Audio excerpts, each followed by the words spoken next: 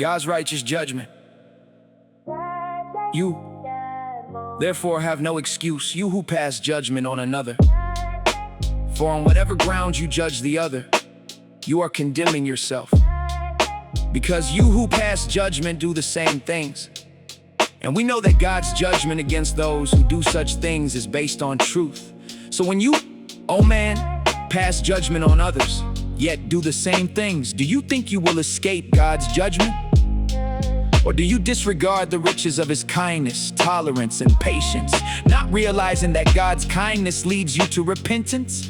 But because of your hard and unrepentant heart, you are storing up wrath against yourself for the day of wrath, when God's righteous judgment will be revealed. God will repay each one according to his deeds. To those who by perseverance in doing good seek glory, honor, and immortality, He will give eternal life.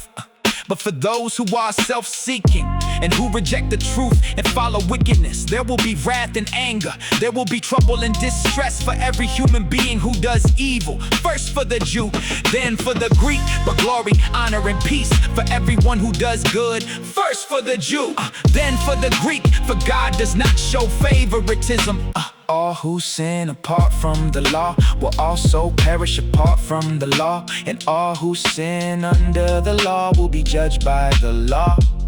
For it is not the hearers of the law who are righteous before God, but it is the doers of the law who will be declared righteous. Indeed, when Gentiles who do not have the law do by nature what the law requires, they are a law to themselves, even though they do not have the law. So they show that the work of the law was written on their hearts, their consciences also bearing witness, and their thoughts either accusing or defending them on the day when God will judge men's secrets through Christ Jesus, as proclaimed by my gospel, the Jews in the law. Now you, if you call yourself a Jew, if you rely on the law and boast in God, if you know His will and approve of what is superior because you are instructed by the law, if you are convinced that you are a guide for the blind, a light for those in darkness, an instructor of the foolish, a teacher of infants, because you have in the law the embodiment of knowledge and truth, you then who teach others, do you not teach yourself? You who preach against stealing, do you steal? You who forbid adultery, do you commit adultery? You who abhor idols, do you rob temples? You who boast in the law, do you dishonor God by breaking the law? As it is written, God's name is blasphemed among the Gentiles because of you.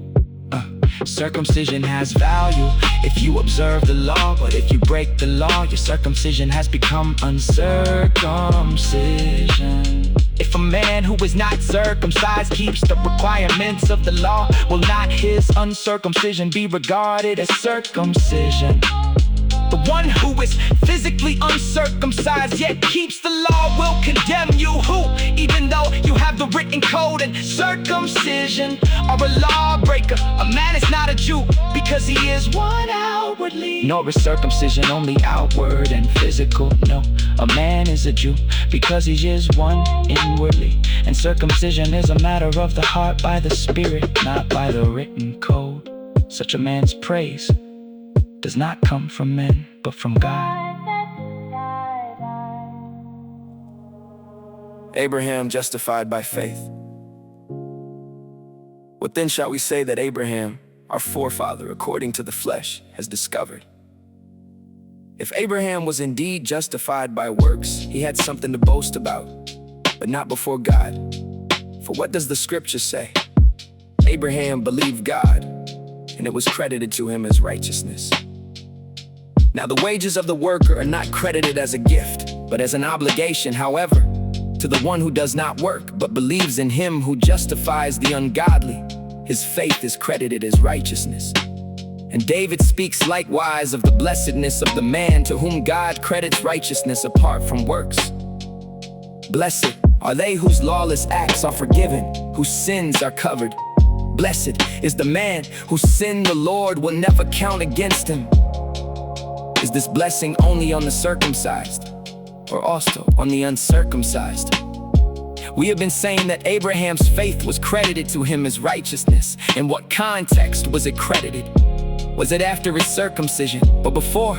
It was not after, but before. And he received the sign of circumcision as a seal of the righteousness that he had by faith while he was still uncircumcised. So then, he is the father of all who believe but are not circumcised, in order that righteousness might be credited to them.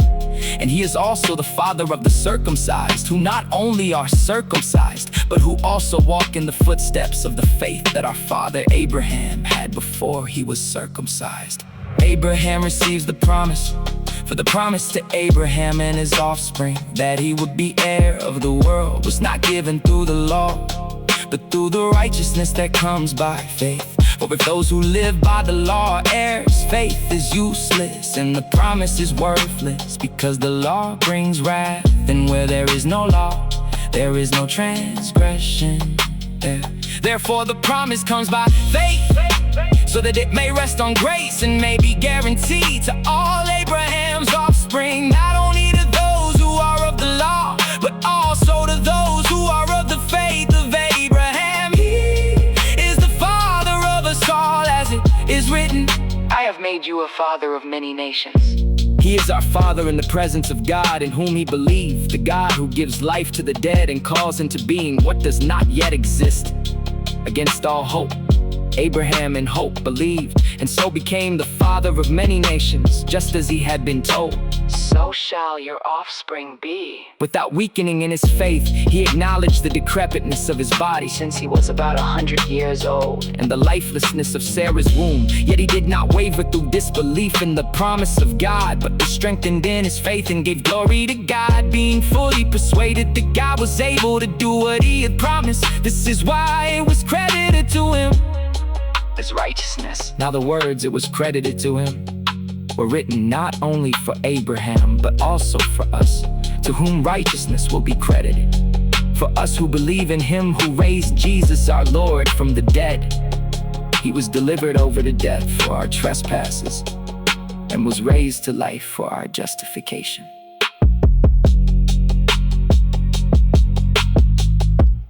Released from the law. Do you not know, brothers, for I am speaking to those who know the law, that the law has authority over a man only as long as he lives? For instance, a married woman is bound by law to her husband as long as he lives. But if her husband dies, she is released from the law of marriage. So then, if she is joined to another man while her husband is still alive, she is called an adulteress. But if her husband dies, she is free from that law, and is not an adulteress if she marries another man. Therefore, my brothers, you also died to the law through the body of Christ, that you might belong to another, to him who was raised from the dead, in order that we might bear fruit to God. For when we lived according to the flesh, the sinful passions aroused by the law were at work in our bodies, bearing fruit for death. But now, having died to what bound us, we have been released from the law, so that we serve in the new way of the Spirit, and not in the old way of the written code. God's law is holy. What then shall we say? Is the law sin? Certainly not. Indeed, I would not have been mindful of sin if not for the law. For I would not have been aware of coveting if the law had not said, do not covet. But sin, seizing its opportunity through the commandment, produced in me every kind of covetous desire. For apart from the law, sin is dead. Once I was alive apart from the law, but when the commandment came, sin sprang to life and I died. So I discovered that the very commandment that was meant to bring life actually brought death. For sin, seizing its opportunity through the commandment, deceived me, and through the commandment put me to death. So then the law is holy, and the commandment is holy, righteous, and good. Struggling with sin, did that which is good then become death to me? Certainly not. But in order that sin might be exposed as sin, it produced death in me through what was good, so that through the commandment sin might become utterly sinful. We know that the law is spiritual, but I am unspiritual. Sold as a slave to sin, I do not understand what I do. But what I want to do, I do not do. But what I hate, I do. And if I do what I do not want to do, I admit that the law is good. In that case, it is no longer I who do it, but it is sin living in me that does it. I know that nothing good lives in me, that is, in my flesh. For I have the desire to do what is good, but I cannot carry it out. For I do not do the good I want to do. Instead, I keep on doing the evil I do not want to do. And if I do what I do not want, it is no longer I who do it, but it is sin living in me that does it. So this is the principle I have discovered. When I want to do good, evil is right there with me. For in my inner being I delight in God's law, but I see another law at work in my body, warring against the law of my mind and holding me captive to the law of sin that dwells within me. What a wretched man I am, who will rescue me from this body of death?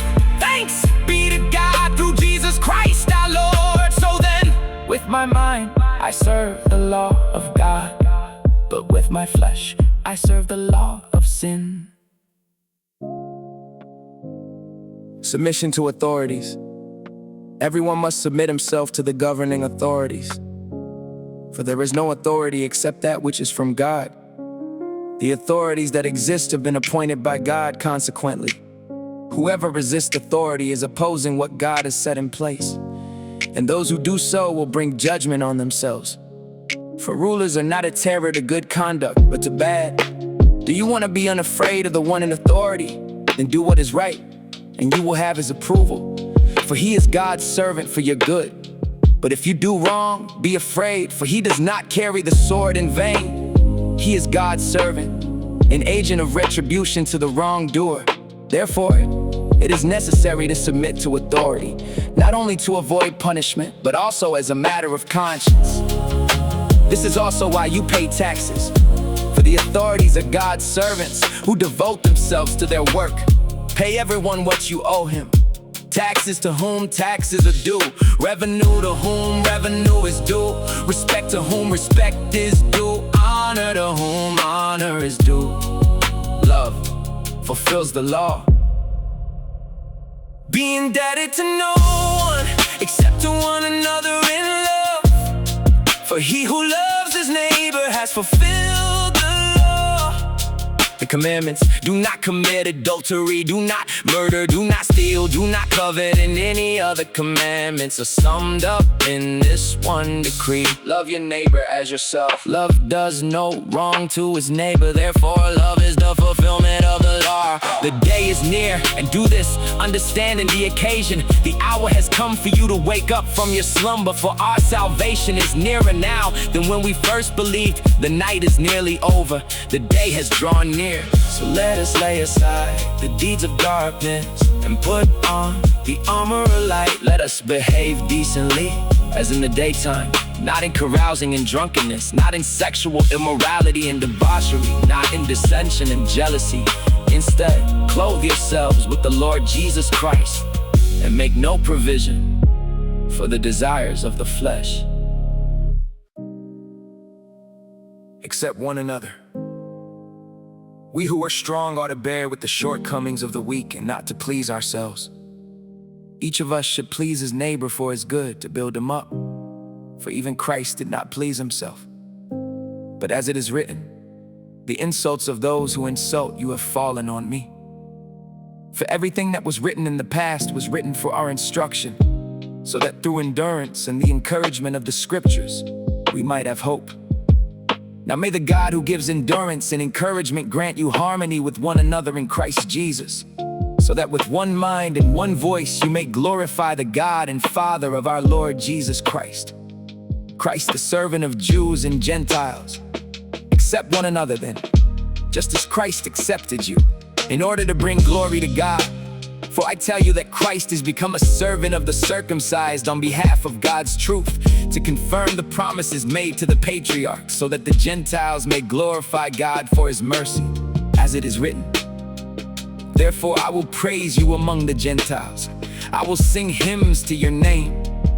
Again, it says, rejoice, O Gentiles, with his people. And again, praise the Lord, all you Gentiles, and extol him, all you peoples. And once more, Isaiah says, the root of Jesse will appear, one who will arise to rule over the Gentiles. In him the Gentiles will put their hope.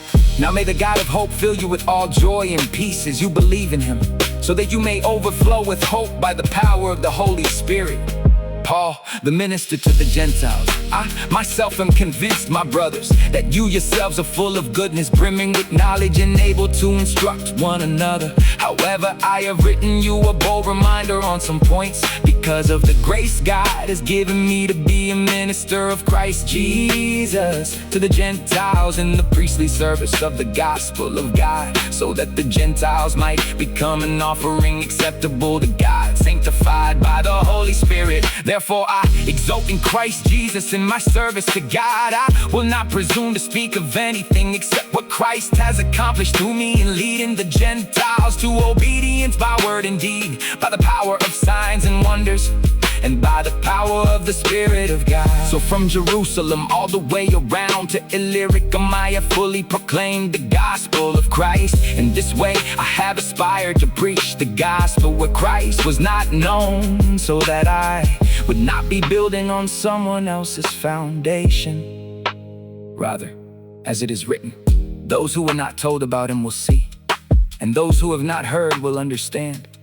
That is why I have often been hindered from coming to you, pause travel plans. But now that there are no further opportunities for me in these regions, and since I have longed for many years to visit you, I hope to see you on my way to Spain. And after I have enjoyed your company for a while, you can equip me for my journey now. However, I am on my way to Jerusalem to serve the saints there.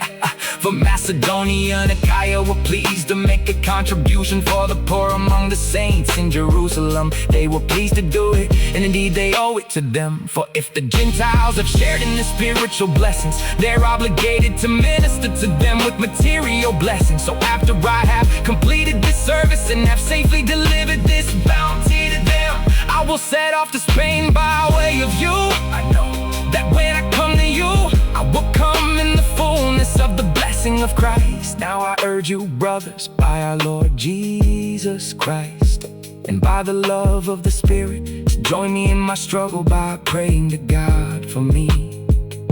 Pray that I may be delivered from the unbelievers in Judea, and that my service in Jerusalem may be acceptable to the saints there, so that by God's will I may come to you with joy, and together with you be refreshed. The God of peace be with all of you. Amen.